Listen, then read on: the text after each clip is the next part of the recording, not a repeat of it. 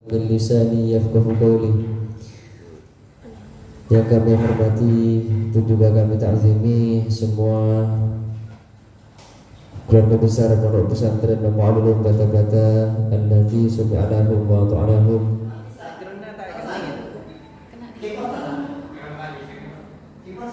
Ini ya.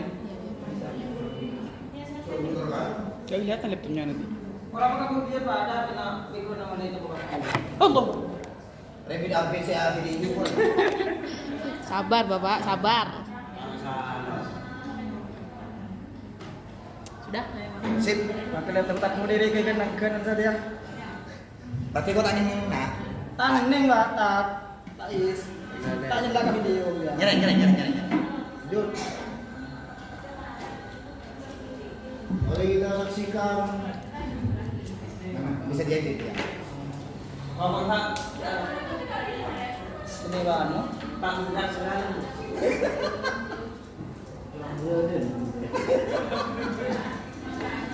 Alhamdulillah. Sedangkan dulu bisa.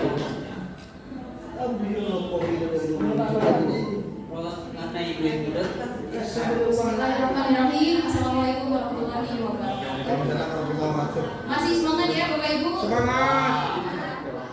Baik, mohon izin untuk membagikan materi yang saya dapat selama saya mengikuti guru gerak di modul 1.1. Ini masih modul 1 Bapak Ibu. Akan ada modul-modul lain nanti yang akan saya bagikan dengan Bapak Ibu semuanya, termasuk pembelajaran berdiferensiasi, pemahaman kompetensi sosial dan emosional dan sebagainya. Baik, agar menyingkat waktu, ini sosialisasi sekarang adalah budaya positif. Budaya positif. Dari judulnya saja, teman-teman pasti sudah bisa menebak ya. Budaya positif pasti itu isinya akan membawa kebaikan-kebaikan kepada kita semua, terutama untuk anak didik kita. Sebelum kita masuk ke apa sih itu budaya positif, saya akan merefleksi sedikit tentang filosofi pendidikan Ki Hajar Dewantara. Ki Hajar Dewantara itu adalah bapak pendidikan Indonesia yang sudah sejak zaman kolonial merumuskan pendidikan yang baik itu seperti apa. Yang menurut Ki Hajar Dewantara, pendidikan yang baik itu pendidikan yang menuntun. Menuntun apa? Tentunya menuntun segala kodrat yang ada pada anak. Nah, seperti yang kita tahu, anak itu memiliki kodratnya masing-masing, kodrat alam dan kodrat zaman sejak mereka lahir. Nah, tugas kita sebagai pendidik, kita ibaratkan seperti bercocok tanam, seperti petani. Jadi anak-anak kita itu adalah bibit-bibit yang harus kita rawat, harus kita jaga. Seperti apa? Dengan cara apa? Dengan cara menuntun. Menuntun tadi dengan banyak cara. Menuntun agar mereka meraih tujuan pembelajarannya dengan optimal. Juga menurut filosofi Ki Hajar Dewantara, tujuan pembelajaran itu adalah agar anak-anak selamat dan bahagia pada saat mereka terjun ke dalam kehidupan masyarakat. Lalu poin yang kedua adalah berpihak pada anak. Nah, ini sudah kita pahami bersama ya, bahwa pembelajaran itu harus memenuhi kebutuhan-kebutuhan anak didik kita. Kemudian berdasar pada kodrat alam dan kodrat zaman. Kodrat alam yang saya maksud di sini bukan alam seperti laut, gunung, bukan, tapi lebih kepada karakteristik peserta didik kita, lebih kepada dalam diri mereka. Ada apa dalam diri mereka? Apa nilai-nilai yang mereka miliki? Itu yang dimaksud dengan kodrat alam. Kemudian kodrat zaman, yaitu tentunya kita sebagai pendidik harus menyesuaikan pembelajaran kita sesuai dengan eranya, zamannya seperti apa. Nah, yang tak kalah penting adalah penanaman budi pekerti luhur. Nah, kalau yang poin ini sudah pasti sangat familiar ya dengan Bapak Ibu guru semuanya ya, karena kita berada di lingkungan pesantren yang notabene nilai-nilai agamisnya sudah tinggi sekali. Betul. Nah, ini trilogi pendidikan yang diprakarsai oleh Ki Hajar Dewantara. Yang pertama, Ingarso Sungguh Londo, di depan memberikan teladan. Jadi kita itu ada tidak hanya apa ya istilahnya, masuk ke kelas mengajar, masuk ke kelas beri tugas, tidak hanya seperti itu. Jadi kita memberikan teladan. Guru itu adalah profesi yang 24 jam. Bahkan saat sekarang ini, di mana era globalisasi itu sudah luas sekali. Bahkan saat kita tidur itu, kita bisa kita tetap melekat menjadi guru. Kenapa? Ada media WhatsApp, ada media sosial yang lain. Kadang Bapak Ibu mungkin nggak sadar, tidur-tiduran, upload status, upload foto deh. Nah, tanpa kita sadari, kita itu memiliki apa istilahnya? Memiliki predikat guru. Dengan adanya sosial media yang Bapak Ibu bagikan, bisa jadi anak-anak murid kita juga melihat dan mencontohnya.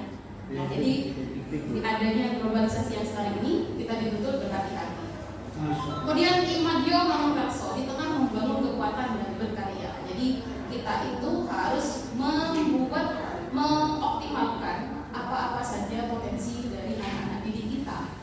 Lalu, nah yang sering kita dengar yang ini, Tuturi Handayani di belakang memberikan dorongan.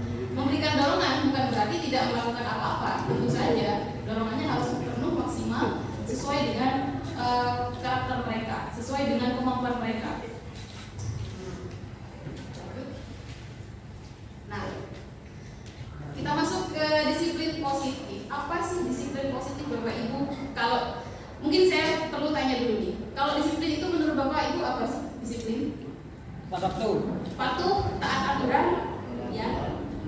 Apa lagi disiplin? Kalau sesuatu pada tempatnya. Melakukan sesuatu tepat pada tempatnya. Oke. Ya. Itu kalau dari pendapat Bapak dan Ibu tadi, kalau disimpulkan itu adalah budaya disiplin yang sudah ada pada saat sekarang. Maksudnya yang sudah membiasa, yang sudah terbiasa kita laksanakan. Jadi ada aturan. Disiplin itu harus ada aturan. Jadi harus patuh pada aturan. Harus mengerjakan sesuatu sesuai dengan porsinya atau peraturannya.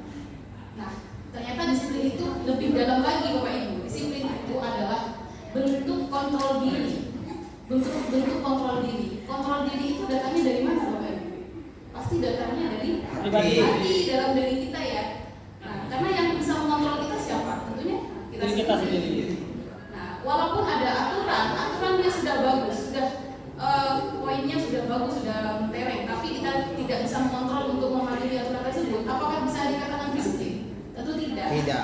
Nah, jadi disiplin itu masuk ke dalam kontrol diri agar dapat mencapai suatu tujuan mulia. Nah, tujuan mulia di sini mengacu pada nilai-nilai atau prinsip mulia yang dianut seseorang.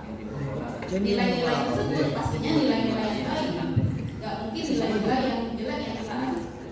Nah, nilai-nilai yang baik tersebut harus berlaku secara universal. Nilai-nilai yang baik itu ada banyak Bapak Ibu. Contohnya ada tanggung jawab, ada apa lagi?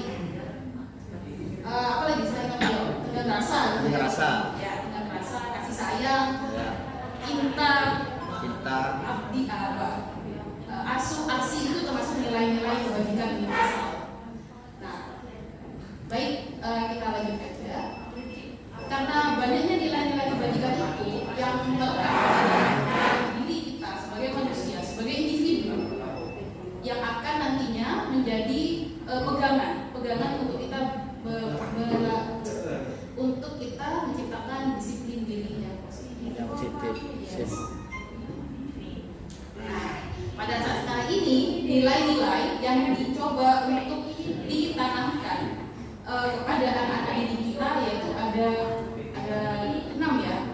Yang pertama beriman dan bertakwa kepada Tuhan Yang Maha Esa, kebinekaan global, bergotong royong, kreatif, bernalar kritis, mandiri.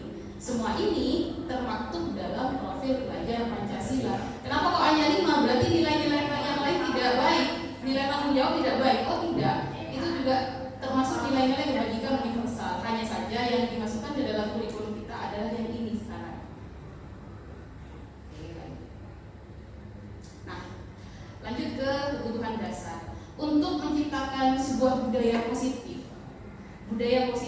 tentunya kita menginginkan anak-anak kita itu tanpa disuruh, tanpa ada instruksi, mereka akan bertingkah laku yang baik. Tentunya kita menginginkan seperti itu.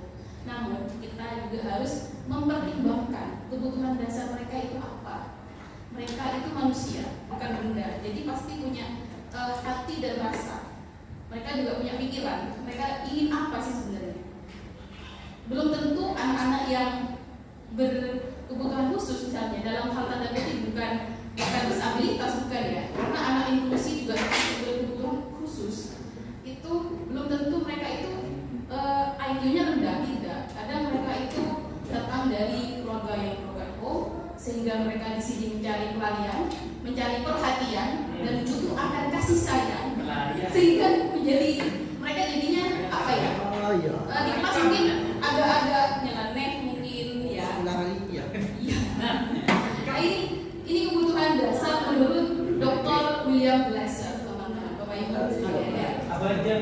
Ya, kebutuhan untuk bertahan hidup yang pertama, ya tentunya makhluk hidup seperti kita semua itu butuh untuk bertahan hidup. Jadi ada kebutuhan bertahan hidup, kebutuhan cinta dan kasih sayang, kebutuhan kebebasan, kesenangan dan perasaan. Kalau ini pernah nggak Bapak Ibu menemukan di kelas anak-anak itu sebenarnya mereka tanya aja, kasih pertanyaan aja, tapi tahu jawabannya. Pernah nggak seperti itu? Oh, mencoba maksudnya. Coba gitu ya. Oh, ada tapi tidak banyak. Ada tapi tidak banyak. Jadi sebenarnya anak-anak itu butuh perhatian, butuh kasih sayang. Kurang perhatian tadi. Iya benar, ada yang kurang perhatian. Ingin diperhatiin. Bapak ada. Iya, jadi kita harus benar-benar memperhatikan kebutuhan apa. Karena kalau Bapak dengan perhatian juga bertahan hidup Pak kita. Iya. Nah, lanjut. Setelah kita tahu kebutuhan-kebutuhan mereka itu apa, maka marilah kita susun yang namanya keyakinan kelas. Harus ada keyakinan sepek keyakinan. Ya? Belum pernah dengar ya Bapak? Belum. Kalau peraturan kelas pernah dengar berarti? Ya, wajib. Coba kira-kira ini jauh beda atau tidak? Peraturan kelas dengan keyakinan kelas beda atau tidak? Beda kelas. Benar sekali Bapak. Dari makna saja. Tapi mereka berhubungan, ya, antara keyakinan kelas dengan peraturan kelas itu berhubungan. Bisa dikatakan begini, peraturan itu asalnya dari keyakinan kelas. Keyakinan kelas itu sudah. Nah, baik, mari kita bahas bersama. Jadi keyakinan kelas itu Agak sesat.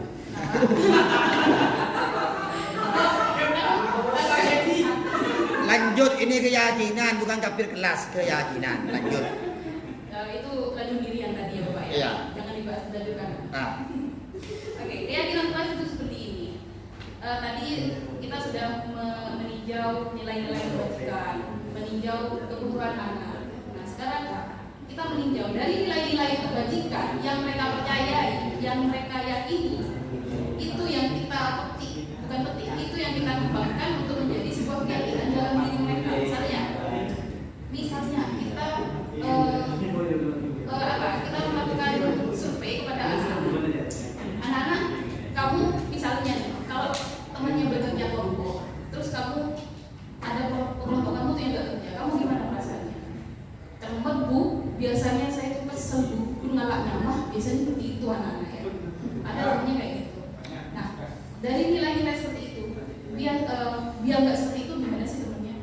Dikasih pemahaman aja kalau bekerja sama itu penting, bekerja sama itu perlu. Nah, nilai yang perlu ditanamkan adalah bekerja sama untuk anak-anak seperti itu. Dan sehingga dari keyakinan nilai kerjasama bisa kita susun keyakinan kelas bersama-sama di kelas. Nanti ini dipraktekkan ya Bapak Ibu ya, bisa dipraktekkan di kelas-kelas Bapak Ibu masing-masing. Siap. Susun keyakinan kelas. Nah, ini juga pertanyaan, mengapa kok bukan peraturan kelas aja yang kita susun? Mengapa kok keyakinan? Nah, ini dia alasannya. Seseorang itu akan lebih tergerak dan bersemangat untuk menjalankan keyakinannya daripada hanya mengikuti serangkaian peraturan. Kadang ada peraturan-peraturan yang kita tidak menurut kita itu tidak masuk akal gitu ya. Coba Bapak pikir, di jalan sekarang di pandemi disuruh memakai masker, padahal lebih utama pakai helm. Kalau tidak pakai masker ditilang. ya. Masuk akal nggak itu? Tidak masuk akal. Mestinya kan pakai helm aja, kenapa harus pakai masker juga? Itu kan nggak masuk akal. Masuk akal. Tapi itu sudah dibuat peraturan dan kita nggak tahu itu kenapa sih seperti itu. Bukan dari karena virus itu tidak cukup dengan helm. Benar kan? Seandainya kita itu punya pengetahuan, keyakinan bahwa virus itu ada di mana-mana. Jadi virus itu nggak hanya pada saat kita berbicara, tapi mereka itu menginkubasinya lewat udara. Nah, kalau orang-orang tidak diberi pemahaman seperti itu, nah jatuhnya peraturan memakai masker di jalan hanya akan jadi peraturan tanpa diyakini. Seperti itu ya. Itu contoh-contoh kecil aja. Nah, bagaimana lalu prakteknya untuk mengajak mereka membuat keyakinannya sendiri? Ajaklah mereka. Prosesnya itu bukan bersumber dari kita ya Bapak Ibu ya. Membuat keyakinan kelas itu bukan dari kita, tapi dari siswa. Jadi kita itu memandu, memancing, memantik apa sih mereka, unek-uneknya itu apa. Yang pertama, mempersilahkan mereka untuk berpendapat mengenai keyakinan yang akan disepakati. Jadi paling tidak melalui tanya jawab dulu. Melalui tanya jawab, kira-kira itu kalian maunya seperti apa? Kalian itu inginnya seperti apa? Nah, kemudian setelah itu mencatat semua masukan, bisa diaplikasikan di papan tulis atau di poster, kertas karton. Lalu gantilah kalimat-kalimat yang negatif menjadi positif. Misalnya, jangan tidur di kelas. Gimana coba enaknya kalau kalimat jangan itu diganti tidak pakai jangan? Bedanya yang tidur di kelas sama dengan mati. Iya. Iya kan? Ya pokoknya teman-temannya setuju kalau tidur di kelas dikatakan mati. Iya. Yang tidak tidur dapat panas. Atau gini, tidurlah di rumah, jangan di keluarga, jangan. Iya. Tetap aja kalimatnya diganti. Banyak ya. Tinjau ulang keyakinan kelas secara bersama-sama. Setelah mereka itu menuangkan ide pikirannya, kemudian kita meninjau ulang. Apakah ada yang sama? Apakah ada yang perlu dikaji lagi? Nah, ini kegiatan saya di kelas ketika mencoba mempraktikkan kepada anak. Apa? Lembaga kertas ini ya? Lembaga kertas. Kalau main pesawat ya. Tapi yang gede pesawat. Ini tetap boga ya? Bukan, ini adalah sana. Oh, bisa. Apa sana? Lanjut. Jadi sebenarnya seperti yang dikatakan oleh Bapak Catur kemarin, anak-anak itu senang kalau tidak berhubungan dengan pelajaran. Gimana ya? Jadi apa ya? Kita mewadaninya itu memang harus kreatif ya. Nah di sini mengenai kendala dari jadi ini saya membagikan kertas-kertas kecil ya Bapak Ibu. Kemudian saya berikan instruksi. Ayo anak-anak, mari kita pikirkan selama ini kamu belajarnya bagaimana? Apakah kamu itu senang di kelas? Apakah kamu nyaman di kelas? Apakah ada hal-hal yang mengganggu di kelas? Ternyata jawabannya beragam. Ada yang mengganggu. Kemarin baru saya tahu bahwasanya kalau ada tugas kelompok di kelas itu yang kerja cuma ketuanya, yang lebih cuma DW. Anggotanya nih, Be. Iya. Terus makanya ada satu anak menuliskan besar sekali. Budaya apa nih? Kenapa? Masuk budaya apa nih? Yang mana Bapak? Budaya apa itu? Yang kerja cuma kenal ketua namanya. Ya tentunya bukan budaya yang baik Bapak. Budaya tidak bertanggung jawab itu Pak. Budaya positif. Itu tidak boleh dicontoh.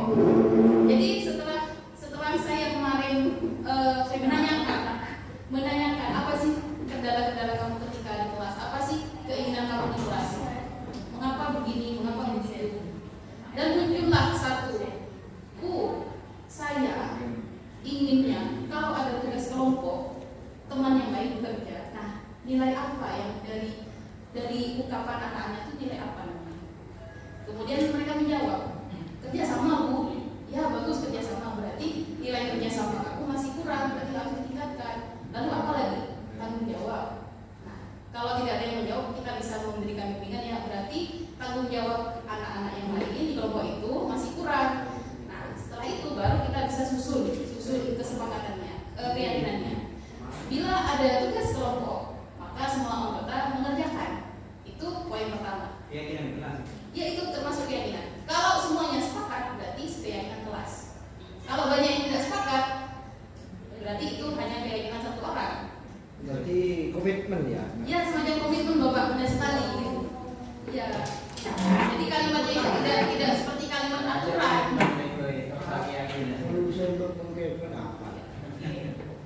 dipahami ya Bapak Ibu ya. Ya.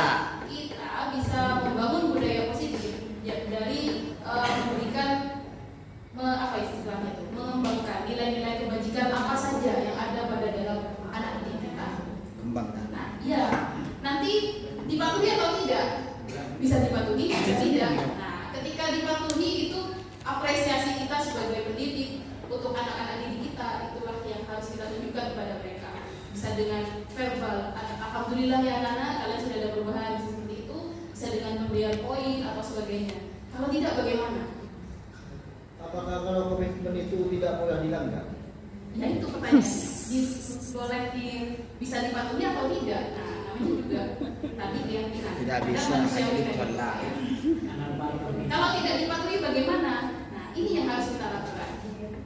Karena kalau peraturan itu pasti ada punishment. Kalau komitmen kan tidak mungkin. Tidak ada punishment. Nah, baik. Seperti yang Bapak bilang tadi, kalau melanggar pasti ada punishment. Itu berlaku untuk aturan, untuk peraturan, ya kan? Sama halnya kita tidak pakai helm kita ditilang, itu sanksinya. Kalau dalam pendidikan, apakah ada sanksi Bapak ya? Sanksi berlaku nggak sih? Pasti berlaku. Berlaku. Nah, sanksi masih ada, yang tidak ada itu hukuman. Ya, yang tidak ada, yang tidak boleh kita munculkan adalah hukuman. Ya. Hukuman itu bersifat menjatuhkan mental anak, tidak baik menurut saya. Jadi ketika keyakinan kelas itu dilanggar atau komitmen yang telah dibuat itu dilanggar, kita melakukan restitusi. Apa itu restitusi? Prostitusi. Bukan.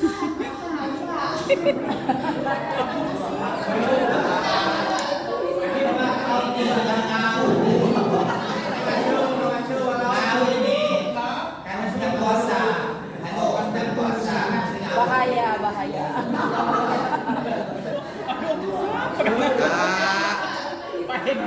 Ini sudah ngawur nih. Ngawur ini. Karena sedang puasa. Halo, sedang puasa. Mesti ngawur.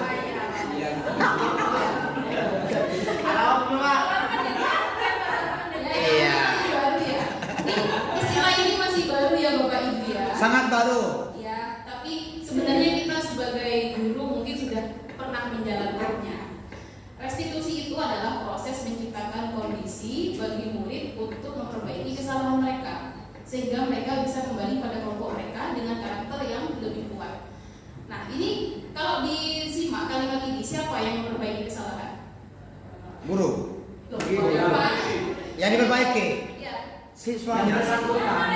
Ya, dari kalimat ini, apabila kita tilik lagi, berarti yang memperbaiki kesalahan itu adalah muridnya. Jadi kita itu hanya menuntun, mengarahkan, dan membimbing. Kita tidak bisa, misalnya ada yang tidur, Mbak, kamu nggak boleh tidur, ayo bangun. Boleh seperti itu sekarang. Jadi kita ajak dulu, ajak ngobrol, ada diskusi. Mbak, kamu kenapa? Kamu tadi malam tidur jam berapa? Kenapa kok sering tidur? Sebelum Ya. lanjut pertanyaan ya. Kalau di Putra itu, kalau saya menjalankan komitmen, ya, biasanya yang diminta itu udah apa?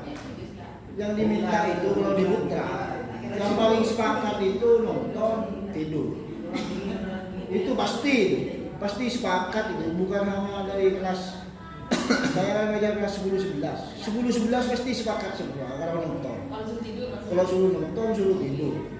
Nah, cara menyikapi seperti itu bagaimana?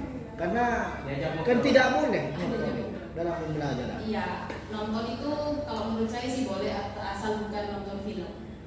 Saya gua mau nonton YouTube kadang mak. Nah, ya Siapa? kita jadi video Kena yang bunuh inspiratif. leke itu kadang. Kalau film-film kayak Korea drakor jangan loh Bapak. Ya enggak. Seperti bunuh leke apa?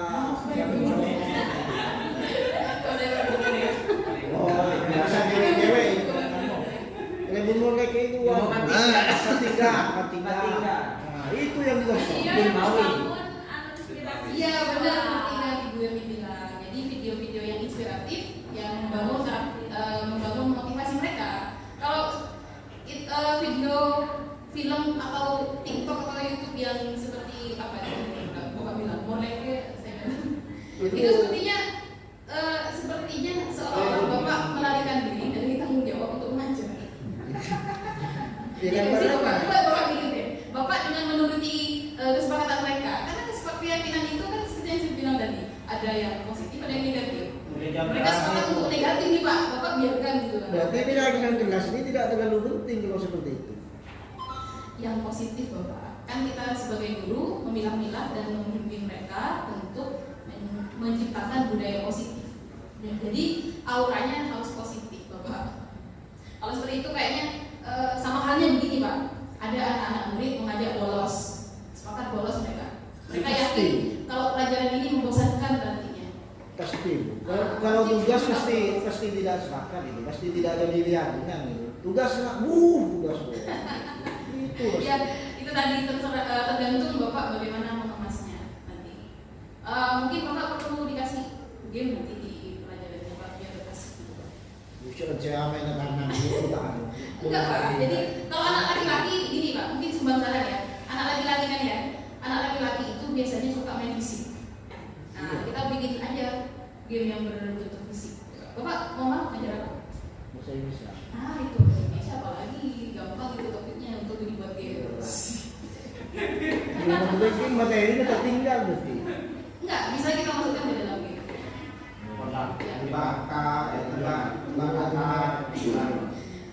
Oke, untuk sharing-sharing game mungkin bisa di lain waktu ya Bapak ya. Kita lanjut aja dulu. Lanjut. Nanti saya dimarahin Bapak di sini. Iya, boleh. Restitusi itu bentuknya segitiga. Kenapa kok segitiga? Karena saling terhubung. Kalau kita melaksanakan satu sisi saja, itu tidak bisa disebut dengan restitusi, tapi mungkin tindakan. Jadi restitusi itu ada 3 tindakan. Yang pertama, menstabilkan identitas. Apa sih isinya menstabilkan identitas? Menstabilkan identitas di sini, kalau ada siswa yang berbuat salah, kita tidak serta-merta memberikan apa istilahnya, menjudge mereka kamu salah. Nah, menstabilkan identitas di sini adalah kita mengorek informasi, mengumpulkan data dulu. Saya misalnya seperti ini, saya perhatikan kamu kok 2 hari ini melamun terus, kenapa? Ingat si Itu dia. pertanyaan pemancing untuk biar dia sadar. Oh iya, saya Ingat si menjaga dia. tugas, saya kok nggak fokus ya hari ini. Nah seperti itu. Kemudian setelah menstabilkan identitas, validasi tindakan yang salah. Kamu tentu punya alasan mengapa berbuat seperti itu. Nah dari pertanyaan pancingan tadi kita lanjut ke pertanyaan berikutnya. Lalu yang terakhir, menanyakan keyakinan. Kita kembali ke tadi ke keyakinan yang sudah dibuat tadi. Menurut kamu tindakan kamu itu benar atau salah? Kalau misalnya salah, apa yang harus kamu lakukan? Jadi di sini kita sebagai guru pendidik itu membimbing mereka untuk menemukan jalannya sendiri, menemukan solusinya sendiri. Nah ini posisi kontrol. Posisi kontrol itu ada pada guru. Yang pertama, posisi penghukum. Yang kedua, pembuat rasa bersalah, pemantau, teman, dan manajer. Ketika kita melaksanakan restitusi yang tadi ya Bapak Ibu ya, untuk menemukan solusi dari masalah, kita ini bisa memposisikan diri dalam 5 kategori tersebut. Yang pertama, penghukum. Kalau penghukum itu biasanya langsung marah-marah. Bila ada yang terlambat langsung marah-marah, langsung kamu ini anak nakal ya, kamu nggak peraturan ya. Nah seperti itu. Kemudian pembuat rasa bersalah. Pembuat rasa bersalah itu seolah-olah mereka melakukan kesalahan besar dan kita mengalami kerugian yang besar. Lalu pemantau. Kalau pemantau ini lebih ke seperti detektif Bapak Ibu. Nanya aja, pertanyaan gitu ya. Kalau teman, posisi sebagai teman, kita menempatkan diri kita. Ayolah, kamu jangan kayak gitu. Nanti Bapak dimarahin atau nanti Ibu kena teguran. Nah, itu posisi teman seperti itu. Lalu manajer. Manajer ini posisi yang apa istilahnya? Yang baik. Maksudnya baik itu bagaimana? Kita banyak memberikan pertanyaan-pertanyaan penuntut. Jadi anak-anak itu akan menemukan jalannya sendiri di posisi manajer.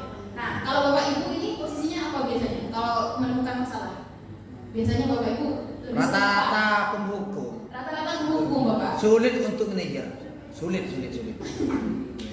Kenapa kok manajer Pak? Gak sabar Bapak ya? Ya, nggak sabar karena kalau pakai manajer ini masih lama. Iya, harus ada prosesnya dulu. Iya, dipanggil dulu, iya, dulu, begitu. sabar dulu. Nah, tapi itu posisi yang paling ideal Bapak. Iya betul. Kalau kondisi ketika masih sabar, kalau sudah naik darah ya, sudah agak siang. Tuh agak siang tuh panas.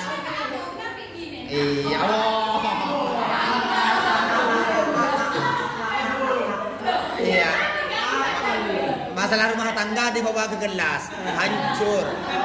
Jadi pengalaman pribadi. Iya.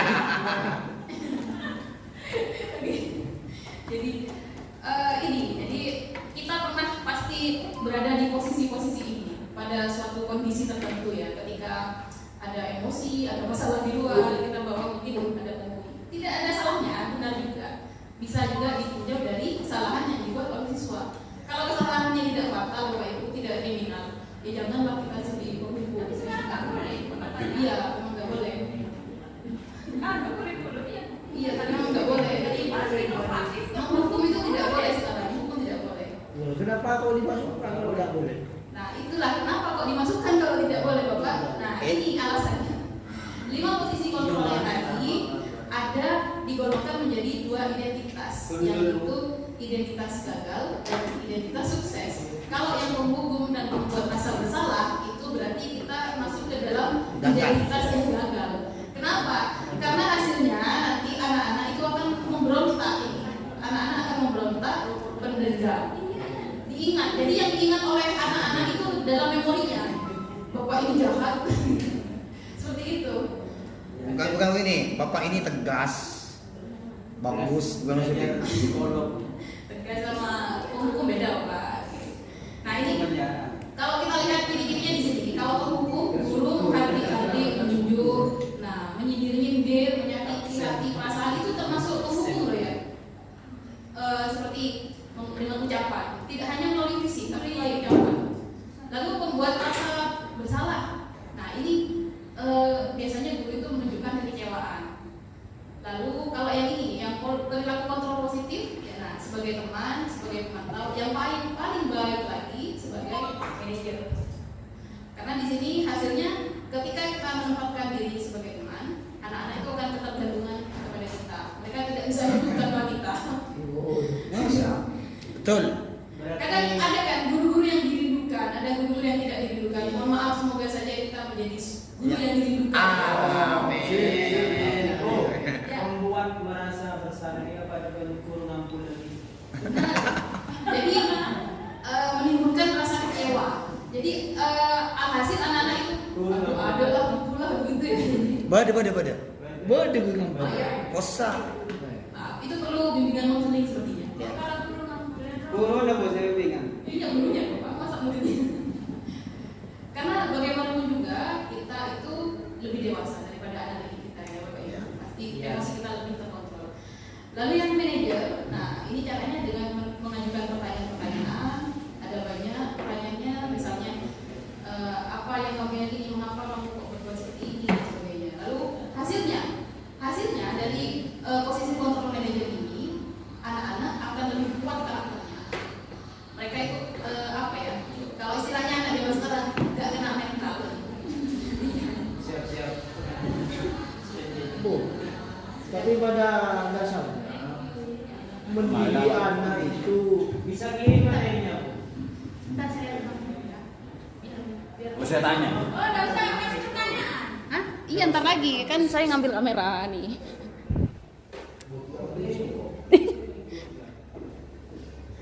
Baik Bapak Ibu, itulah pemaparan materi dari saya. Mungkin kiranya ada yang ingin ditanyakan, tanya jawab, mari. Werly, oke, baik.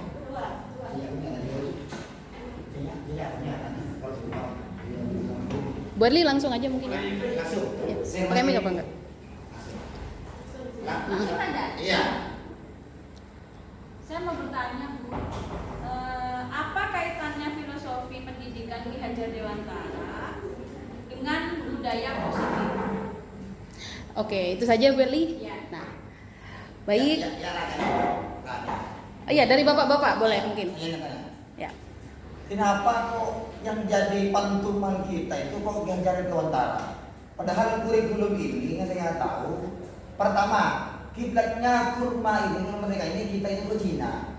Sebelum itu yang keajukan itu adalah kitanya ke Jepang. Kok tidak langsung ke Dewan Perantara, itu saja. Artinya apa? Kita semua dokumen, semua apa itu namanya, anggaplah itu semua dasar hukum semuanya pakai Ki Hajar Dewantara. Padahal belumnya pantuannya kitanya luar negeri. Kenapa kok tidak fokus Ki Hajar Dewantara saja? Itu saja. Ya, itu saja. Lanjut. Jawab. Baik, langsung saya respon ya. Ya. Untuk pertanyaan dari Ibu Eri tadi, apa kaitannya filosofi pendidikan Ki Hajar Dewantara dengan ini budaya positif? Nah, salah satu filosofi pendidikan Ki Hajar Dewantara yaitu adalah pendidikan yang bersifat menuntun, yakni menuntun karakter anak-anak kita, menuntun untuk mengembangkan kepribadian mereka, kesiapan belajar mereka, dan menuntun mereka agar mencapai tujuan belajar dalam hidupnya. Apa sih tujuan belajarnya? Agar mereka selamat dan bahagia. Nah, terus apa hubungannya dengan budaya positif? Nah, ketika kita menuntun, tentunya kita menuntun untuk menciptakan lingkungan-lingkungan yang beraura positif agar karakter mereka itu berkembang dengan baik. Ya, mungkin itu saja. Lalu pertanyaan berikutnya, mengapa kok tidak langsung pakai ini Ki Hajar Dewantara, padahal itu sudah ada sejak zaman dahulu ya Bapak. Betul. Yang dipakai oleh kita di sini, di Indonesia ini khususnya, itu adalah filosofinya, pemikiran-pemikirannya untuk perangkat pembelajarannya dan segala macam. Karena mungkin Ki Hajar Dewantara itu kan di zaman kolonial ya Bapak. Ketika itu yang berkembang adalah filosofinya, pemikirannya. Dan untuk media-media dan perangkat yang lainnya belum berkembang dengan baik, sehingga ada pembaruan-pembaruan. Seperti tadi, filosofi pembelajaran Ki Hajar Dewantara yang membentuk budaya positif ternyata ada di luar sana. Dari Dr. William Glasser itu menemukan nilai-nilai kebajikan universal dan juga cara restitusi. Nah, seperti itu Bapak Ibu. Baik. Terima kasih. Ya, terima kasih Bapak Ibu. Apabila tidak ada pertanyaan lagi, saya cukupkan ya. Terima kasih atas perhatiannya. Wassalamualaikum warahmatullahi Waalaikumsalam wabarakatuh. Langsung break. Mati. Silakan ambil.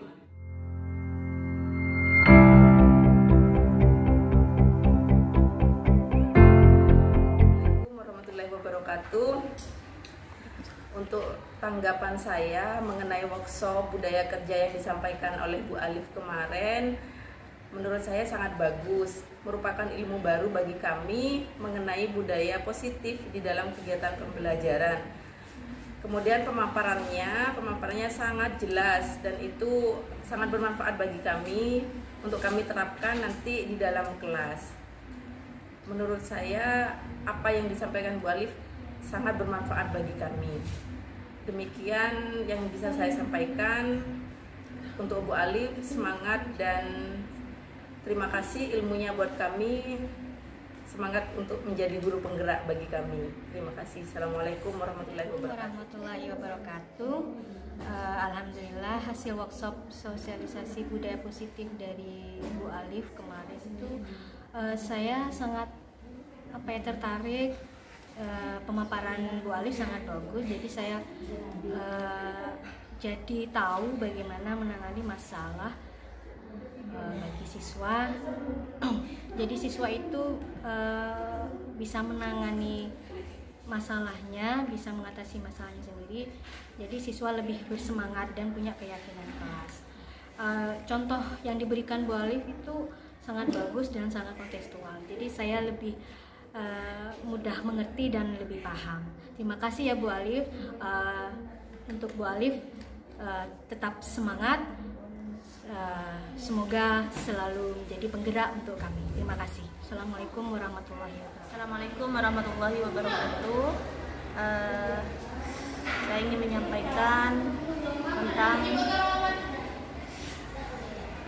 keadaan yang kemarin yang saya ikuti tentang sosialisasi budaya positif yakni materi yang disampaikan oleh Bu Alif tentang budaya positif itu sangat menarik dan saya jadi termotivasi untuk menerapkannya di dalam kelas. Pemaparannya sangat mudah untuk dipahami, untuk dimengerti, dan insya Allah bermanfaat bagi kami selaku guru. Kemudian mulai dari isi materinya bahkan contoh-contohnya itu diperjelas sama Bu Alif sehingga kami paham dan insya Allah akan kami terapkan di sekolah, di kelas khususnya.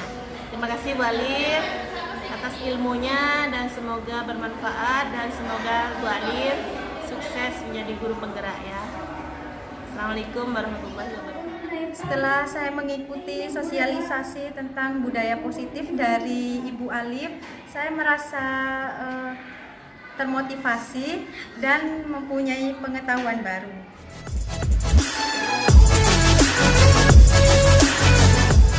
Waalaikumsalam warahmatullahi wabarakatuh.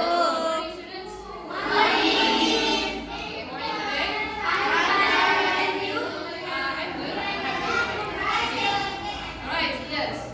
Today we are going to make keyakinan kelas. Jadi keyakinan kelas itu apa-apa yang kamu percayai. Apa ya istilah bahasa Inggrisnya ya? What is your belief? Keyakinan kamu. So today I will assign you to make to write down your belief in your mind. Jadi saya hari ini mau ngasih instruksi ke kalian. Silahkan kamu pikirkan apa yang kamu yakini, yang kamu percayai akan membuat kamu bahagia dan senang selama belajar. Ya, oke. Tadi saya sudah kasih kertas ya. Ya, coba jangan kertasnya ada nggak? Alright, good. Now your job is you have to think. Kamu pikirkan apa sih yang saya yakini, apa yang saya inginkan, apa yang saya mau. Kalau belajar di kelas itu seperti apa? Jadi kamu itu saya pengen tuh kalau belajar di kelas itu teman-teman hargai saya. Jadi saya didengarkan suaranya, pendapatnya. Oke, good. Kamu bisa tuliskan di kertas ini ya. So you write down what is in your mind on this paper. So we are going to discuss this later. Nanti kita diskusikan di depan nilai-nilai apa saja yang kamu percayai dan membuat kamu bahagia. Oke? Silakan.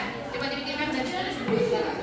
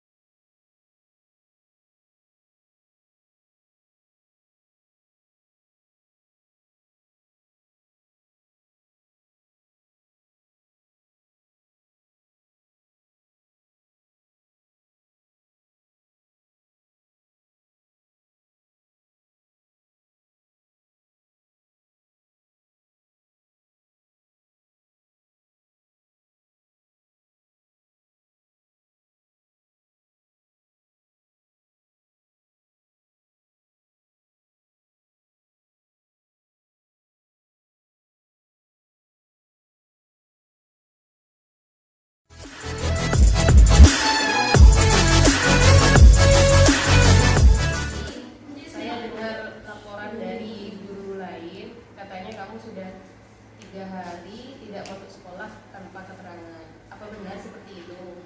Iya, benar. Kenapa kamu kok tidak masuk sekolah tanpa keterangan? Saya di rumah ada masalah keluarga. Oh begitu. Kamu mestinya kalau ada masalah keluarga bisa cerita sama ibu atau curhat ke temannya atau sama ibu, nanti ibu akan mencarikan solusi. Menurut kamu perbuatan kamu itu benar apa salah? Salah, Bu. Kamu tahu kan peraturan sekolah kita seperti apa? Ya semestinya kalau tidak masuk sekolah harus memberikan surat izin. Nah, kan kamu sudah tahu peraturan sekolah kita. Kamu juga sudah yakin kan dengan peraturan itu? Apa kamu meyakininya? Iya, Bu. Nah, lalu kalau kamu meyakininya dan kamu sudah menyatakan kalau perbuatan kamu itu salah, lalu sekarang harus bagaimana? Ya, saya menyesal atas perbuatan saya dan saya tidak akan mengulangi lagi kesalahan saya. Oke, baik. Untuk kedepannya kamu harus bagaimana kira-kira? Ya, lebih disiplin lagi. Kalau tidak masuk, mestinya memberikan surat izin. Ya, dengan diketahui orang tua ya pastinya ya. Iya, Bu. Oke, terima kasih. Maaf ya, Bu. Ya.